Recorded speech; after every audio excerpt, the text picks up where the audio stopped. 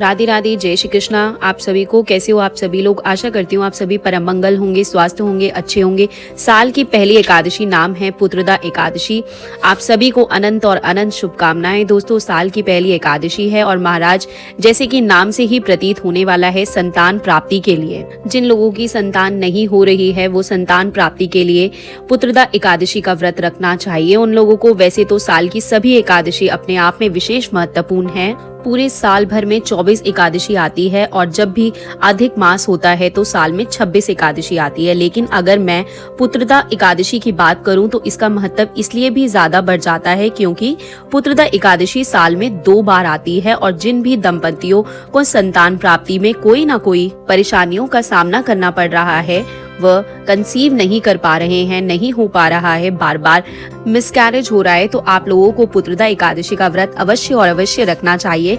ऐसा भी बोला जाता है जैसे कि आपकी बेटी अगर संतान प्राप्त नहीं कर पा रही है या फिर आपकी बहू कंसीव नहीं कर पा रही है तो आप पुत्र एकादशी का व्रत रखकर उसका जो व्रत का फल है वो अगर उसको दे देते हो तो उनको संतान का योग्य बहुत बहुत जल्दी बनता है। सबसे पहले ये जान लेते हैं कि पुत्रदा एकादशी कब है, पुत्रदा एकादशी का व्रत कब रखा जाएगा। लेकिन एक बात उससे पहले मैं बता दूं कि एकादशी का जो व्रत होता है वो त्रिदिवसीय व्रत की श्रेणी में आता है, अर्थात 10वीं तिथि की रात्रि से ही एकादशी के व्रत का जो नियम होते हैं वो फॉलो करने होते हैं। जैसे कि 10वीं तिथि पर अर्थात एकादशी से पहले की जो तिथि होती है उसको 10वीं तिथि से 10वीं तिथि बोलते हैं। एकादशी के बाद की जो तिथि होती है उसको द्वादशी तिथि बोलते हैं। एकादशी पे किसी भी प्रकार का कोई, मैं एकादशी से एक दिन पहले 10वीं तिथि पे किसी भी प्रकार का कोई मांस, मंद्रा, लहसुन, प्याज का सेवन नहीं करना चाहिए। मसूर की दाल, मूली और गाजर का सेवन भी नहीं करना चाहिए।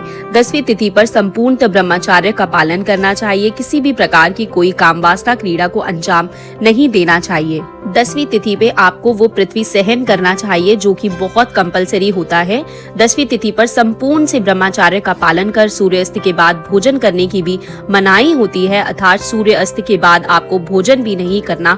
बड़े सारे लोग ना ऑफिस से देरी से आते हैं तो उनका प्रश्न होता है कि ऑफिस से देरी से आए हैं तो क्या करें, तो आप फलहार से संबंधित भोजन ग्रहण कर सकते हैं।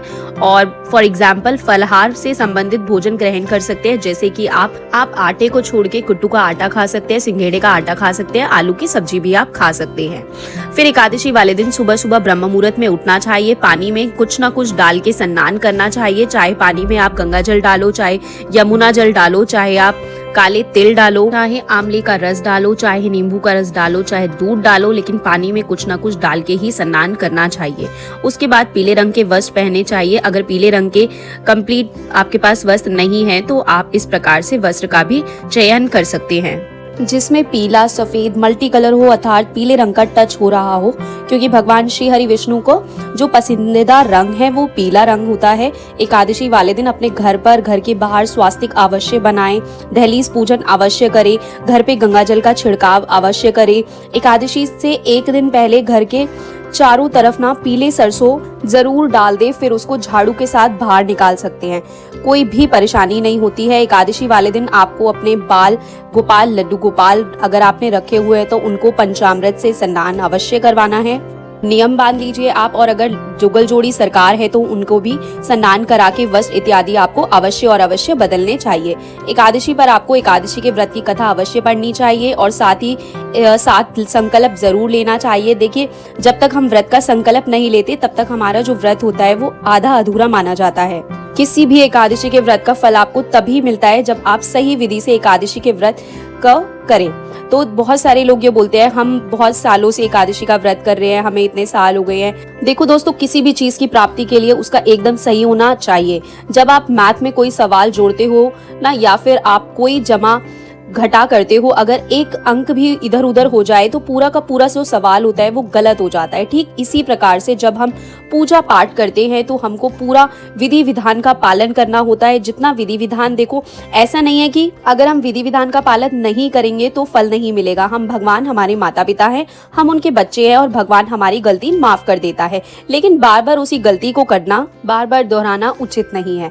तो दोस्तों, सबसे पहले संकल्प लीजिए। आप जल्द से जल्द संकल्प ले सकते हैं। 1 या 2 का सिक्का, वैसे तो चावल से संकल्प लिया जाता है लेकिन एकादशी पर चावल का उपयोग नहीं करते, इसलिए 1 या 2 का सिक्का लीजिए, लौंग लीजिए, सुपारी लीजिए और आपको बोलना है श्री विष्णु श्री विष्णु श्री विष्णु। मैं प्रियंका, जैसे मैंने अपना नाम बोला आपको अपना नाम बोलना है। श्री विष्णु श्री विष्णु श्री विष्णु। मेरा नाम प्रियंका है, मेरा गोत्र ये है, मेरा निवास स्थान श्रीधाम वृंदावन है। मैं पूरे विधि विधान से पुत्र एकादशी का व्रत कर रही हूँ। ये व्रत मैं फलाहार से करूंगी। भगवान ये व्रत संपूर्ण करने में मेरी सहायता करे और जो भी सामग्री है वो भगवान को लड्डू गोपाल के चरणों में चढ़ा दीजिए या फिर जो आप जल सूर्य भगवान को दोगे उस लोटे में डाल दीजिए। अब आपने ये जल सूर्य भगवान को दिया तो उसमें लोटे में जो सामग्री है वो आप किसी पौधे में डाल दीजिए। उसमें जो पैसे हैं उसमें कुछ पैसे और मिला के द्वादशी वाले दिन किसी गरीब को दीजिए। उसके बाद एकादशी की कथा पढ़िए, आरती करिए, तुलसी मैया के पास आ जाइए, तुलसी मैया की परिक्रमा कीजिए। वैसे तो तुलसी मैया की जो आप परिक्रमा करते हैं, 4 परिक्रमा नित्य करते हैं ही होंगे आप लोग। कोशिश कीजिए एकादशी पे 16 हो, 51 हो या 101 हो, एटलीस्ट इतनी परिक्रमा तो आप एकादशी पे करें ही करें। कम से कम इस बात का आपको विशेष तौर पर ध्यान देना होता है। साथ ही के साथ कुछ बातों को आपको और भी ध्यान देना होता है, जैसे कि एकादशी वाले दिन किसी की निंदा चुगली नहीं करनी, जैसे कि फोन पे किसी की बुराइयां कर रहे हैं, ऐसा नहीं किया जाता। एकादशी पे दिन में सोने की मनाही होती है। एकादशी पे क्या मैं ये कहूँ कि किसी भी व्रत में दिन में सोने की मनाही होती है। पूरे दिन भगवान के नाम का स्मरण कीजिए। अगर आपके पास आपके गुरु का मंत्र है तो आप उसका जाप कीजिए। अगर आपके पास आपके गुरु का मंत्र नहीं है तो आप ओम नमो भगवते वासुदेवाय का भी जाप कर सकते हैं या फिर आप महामंत्र हरे राम राम राम हरे हरे, हरे कृष्ण कृष्ण कृष्ण हरे हरे का भी जाप कर सकते हैं। या फिर हमारे संत प्रेमानंद जी महाराज जी बोलते हैं राधा राधा राधा हमारी कट जाएगी हर प्रकार की बाधा, उसका भी आप जाप कर सकते हैं। तो दोस्तों पूरे दिन किसी की निंदा चुगली इत्यादि आपको नहीं करनी होती है। शाम की पूजा के वक्त 1 दीपक तुलसी मैया पे आप जरूर जलाएं, 2 दीपक घर के मुख्य द्वार पर जरूर जलाइए, 1 अखंड ज्योत अवश्य जलाएं, क्योंकि एकादशी पे ना सोने की मनाही होती है, रात में जागना होता है, ठीक है ना। लेकिन कुछ लोग ऐसे होते हैं जो नहीं जाग पाते, तो हम इसलिए जलाते हैं क्योंकि साक्षी बने रहे हमारे घर में कि हम सो रहे हैं लेकिन हमारे प्रति जो हमारी अखंड ज्योत है वो साक्षी है। अगर वो जली रहेगी तो आप सो सकते हैं। ये अगर आपको सोना है, वैसे तो मनाही होती है सोने की, लेकिन आप नहीं जग सकते पूरी रात, तो आप अखंड ज्योत अवश्य जलाएं। देखो दोस्तों एकादशी में ये कलयुग है भैया, नींद और का प्रताप बहुत ज्यादा आता है और हम लोग सो जाते हैं। तो फिर ऐसे में आप लोग क्या कर सकते हैं, ऐसे में आप लोग अपनी एब्सेंट में एक अखंड ज्योत जला दीजिए। तो अगर आप सो रहे हो तो आपकी एब्सेंट में एक अखंड ज्योत जल रही है, ऐसा आपको जरूर करना चाहिए। उसके बाद एकादशी वाले दिन भी पृथ्वी शयन करना चाहिए, मतलब बेड वगैरह इत्यादि नहीं सोना चाहिए। जितनी रात तक जग सके हैं उतनी रात तक जगे, बाकी आप पृथ्वी शयन कर सकते हैं। द्वादशी पे सही समय पे आपको व्रत का पालन करना चाहिए। दोस्तों कहते हैं जब हरिवासन समय निकला जाता है, हरिवासन समय निकलने के बाद ही हमको व्रत का पालन करना चाहिए। व्रत के पालन के लिए पैसे पहले किसी ब्राह्मण को जमाना चाहिए और उसके बाद हमको व्रत का पालन। अगर आप लोग पैसे एकादशी का व्रत रही रखते हो तो जिनके भी संतान नहीं है वो संतान प्राप्ति के लिए केवल और केवल पुत्रदा एकादशी का व्रत रख सकते हैं। अब एकादशी तिथि कब है दोस्तों, पंचांग के अनुसार एकादशी तिथि का जो प्रारंभ हो रहा है ना वो 9 जनवरी को 12 बजे के आसपास हो रहा है। 9 जनवरी को 12:30 बजे के आसपास एकादशी तिथि का प्रारंभ हो रहा है। वही एकादशी तिथि का जो समापन हो रहा है वो 10 जनवरी को 10:30 बजे के आसपास हो रहा है। मतलब 9 तारीख को 10:30 बजे, मतलब दोपहर को 10:30 बजे हो रहा है। इसका मतलब 9 तारीख को एकादशी होगी और 10 जनवरी को शुक्रवार वाले दिन 10:30 बजे खत्म हो जाएगी। लेकिन जब 10 जनवरी को हम लोग सुबह सो के उठेंगे 4:09 बजे तो हमको एकादशी तिथि मिलेगी। इसीलिए एकादशी का जो व्रत रखा जाएगा वो 10 जनवरी को ही रखा जाएगा। पूरे भारतवर्ष में मैं श्री धाम वृंदावन की बात करूं 10 तारीख का व्रत है, खाटू श्याम की बात करूं 10 तारीख का व्रत है, गोडी संप्रदाय में 10 तारीख का व्रत है, चैतन्य गौड़ संप्रदाय में 10 तारीख का व्रत है, इस्कॉन टेम्पल में भी 10 तारीख का ही व्रत है। दोस्तों अब 10 तारीख का व्रत है, लेकिन कुछ बातों का ध्यान रखना, जैसे कि एकादशी के व्रत में या फिर किसी भी व्रत में पूजा पाठ का विशेष महत्व होता है। इसमें राहु काल जरूर देखना चाहिए।